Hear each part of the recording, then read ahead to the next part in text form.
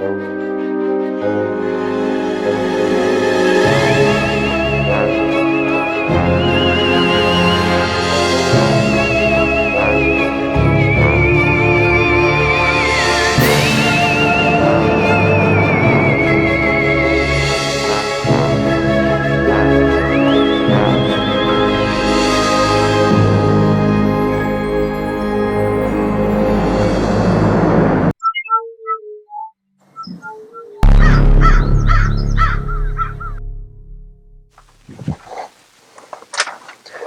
think we need a little bit more smoke for this one, don't you say?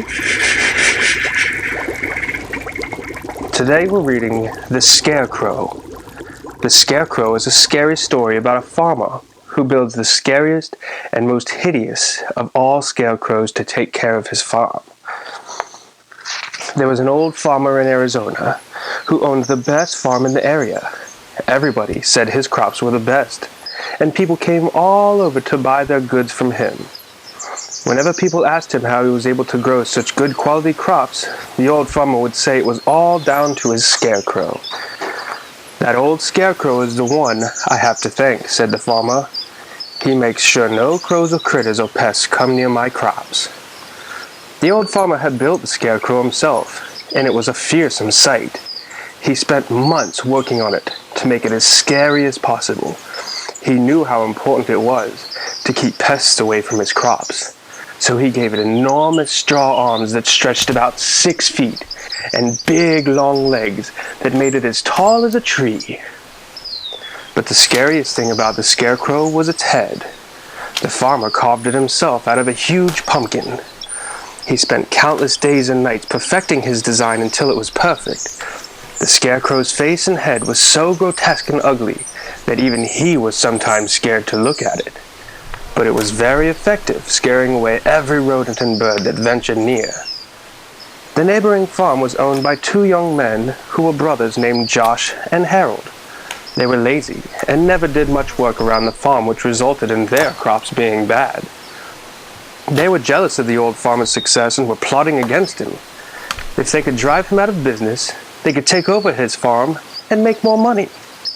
So one night, the brothers decided to sneak onto the old farmer's land.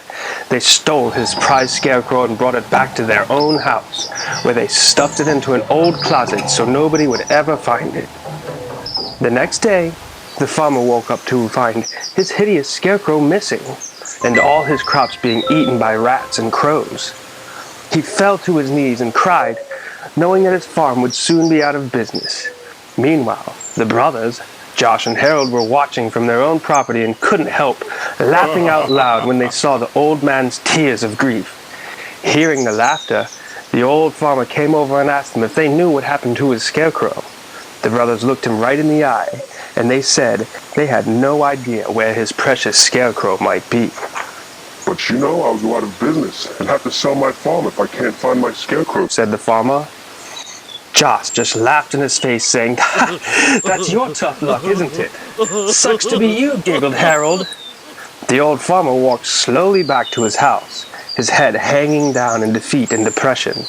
That night, as Josh and Harold had trouble sleeping, not because they felt any remorse, but because they couldn't get the image of the scarecrow's horrible, twisted face out of their minds, they decided they would never be able to sleep as long as the ugly pumpkin head was in their house. So they got up and dragged the scarecrow out of the closet.